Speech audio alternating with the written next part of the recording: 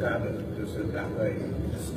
Notre série préférée. Pour ce qui concerne 2020, 2020 n'est pas négociable pour la bonne raison que cette échéance est inscrite dans la loi, dans la Constitution. C'est l'année de l'élection présidentielle. Par conséquent, c'est une date obligatoire. Les autres diraient c'est nécessaire. C'est nécessaire. Donc, BD dit 2020 n'est pas négociable. Mais il s'adresse à qui? Quand on dit 2020 n'est pas négociable, c'est que il y a un guy sous roche. Donc c'est qu'il y a une éventuelle candidature du Dramane Ouattara qui cherche à négocier. Parce que c'est un tandem qu'ils ont formé. Donc Bédier est bien placé pour connaître l'intention de l'autre. La raison pour laquelle il dit 2020 n'est pas négociable. Là, nous sommes censés ignorer que dans la constitution de Côte d'Ivoire, il n'y a pas de limite d'âge pour être président. Mais qu'est-ce que cela cache? Donc les alliés d'hier, aujourd'hui, sont très déchirés. Voilà, tout ça pourquoi? Pour briguer la majesté suprême. Bon, on va écouter aussi un bouffon là. Lui, c'est le vrai bouffon. Bonjour à tous ceux qui regardent cette vidéo. Parce qu'Alassane Ouattara, qui est président de la République de Côte d'Ivoire, a toutes les informations que nous, on n'a pas, que les Ivoiriens n'ont pas. Alassane Ouattara sait qui veut faire coup d'État et qui ne veut pas faire coup d'État. Alassane Ouattara sait que Guillaume Soro là n'est pas un bon petit. Alassane Ouattara tout à Alassane Ouattara sait que Guillaume Soro n'est pas un bon petit. Or, pourtant, c'est le bon petit qu'on a mis devant pour endosser la paternité de la rébellion. On ne comprend pas. Quand vous dites qu'il n'est pas un bon petit, mais le petit, il ne reste pas toujours petit. Le petit, quand il est petit, il aspire à grandir un jour. Il aspire à être autoritaire. Il aspire à être indépendant. Mais pourquoi vous voulez endoctriner les esprits qui veulent se libérer? On ne comprend pas. Je ne sais pas pourquoi vous voulez fustiger quand M. Kibafouri Guillaume veut son indépendance politique pour pouvoir lui-même créer son parti. En quoi cela vous fustige? Et on dit que ce n'est pas un bon petit, on dit qu'il fait coup d'État. Or pourtant, c'est lui, vous allez brandir comme un drapeau pour pouvoir faire un coup d'État. Pardon, assumez les gars. Il sait tout. C'est pour ça qu'il a déclaré la guerre à Guillaume Soro, parce qu'il connaît les intentions de Guillaume Soro. Il sait ce que Guillaume Soro préparait dans l'ombre. Donc Alassane Ouattara n'est pas étranger à tout ce qui se passe en Côte d'Ivoire. Ouattara est très informé, il sait ce qui se passe. Il sait vraiment, il sait. Comme il sait ce qui se passe, c'est pour ça qu'il a déclaré la guerre à Soro, parce qu'il sait que c'est Soro qui est à la base de tous les malheurs qui arrivent. Ils ont découvert les armes à bois. Donc c'est Soro qui est à la base de tout le malheur qui arrive. Ça, c'est ce que le Morola a dit. Donc si on comprend bien, le coup d'État a été financé par Soro. Donc si on comprend bien, c'est Soro qui est à la base de tout ce qui arrive. Mais pourquoi vous ne voulez pas assumer vos actes? C'est pas normal. On écoute. Et ils ont constaté beaucoup de choses dans lesquelles le nom de Soro Guillaume était cité. Voilà pourquoi Ouattara a déclaré la guerre à Guillaume Soro. Mais quand Ouattara a déclaré la guerre à Guillaume Soro, c'est le même Henri Konan Bédié là qui a ouvert grandement ses portes à Guillaume Soro. Ça veut dire que Henri Konan Bédié n'est pas digne de confiance. Aujourd'hui, Alassane Ouattara ne veut plus. C'est maintenant, Alassane Ouattara sait que Soro Guillaume n'est pas digne de confiance.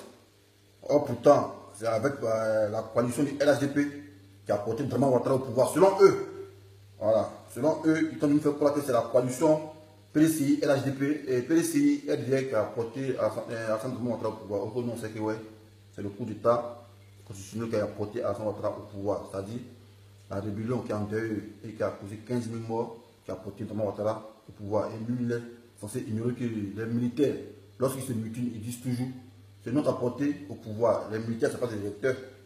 Les militaires, ce n'est pas des électeurs. Les militaires, c'est des gens qui se promènent avec Kalash et un pistolet. Mais quand ces derniers disent c'est notre apporté au pouvoir, ils savent de quoi ils parlent pertinemment.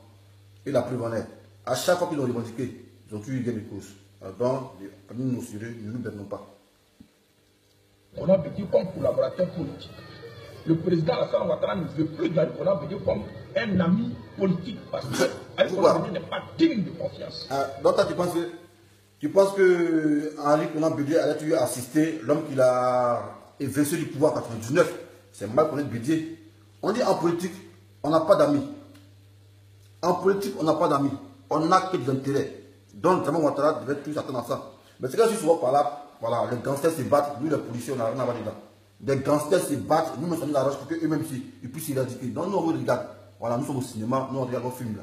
Vos schémas là, nous, on regarde ça. Parce que dans la vie, quand deux amis marchent ensemble, les deux doivent avoir la même vision et les mêmes ennemis.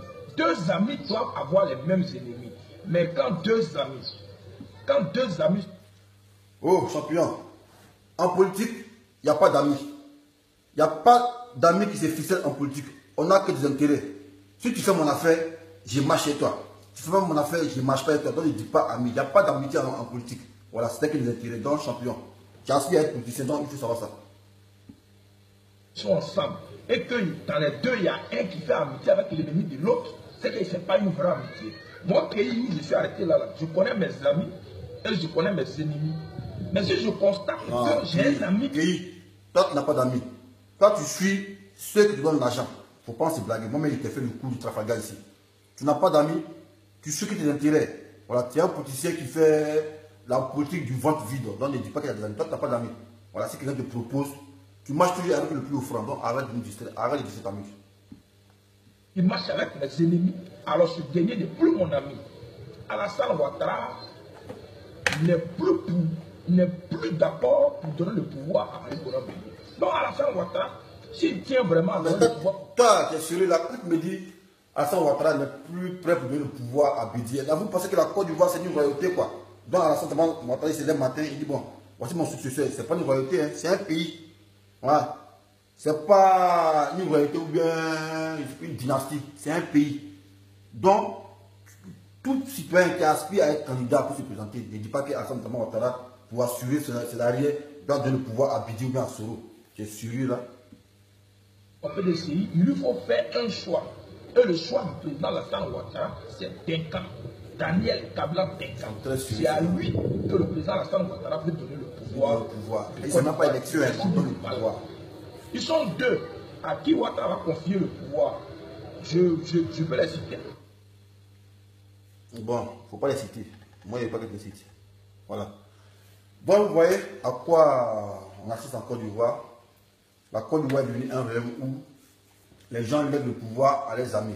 Voilà, c'est pas moi qui le dis, c'est ce gars, ce politicien en herbe qui vient de le dire. Voilà, donc, moi, c'était ma petite vidéo pour pouvoir me prononcer sur l'actualité en Côte d'Ivoire. Peut-être, entre parenthèses, je vais m'adresser à un soi-disant ministre. Voilà, Jojo Gabana, le brouteur. Jojo Gabana, le faluteur, bon, il va se reconnaître. Toi, tu considères quoi? C'est toi qui es là pour faire la salle des hommes.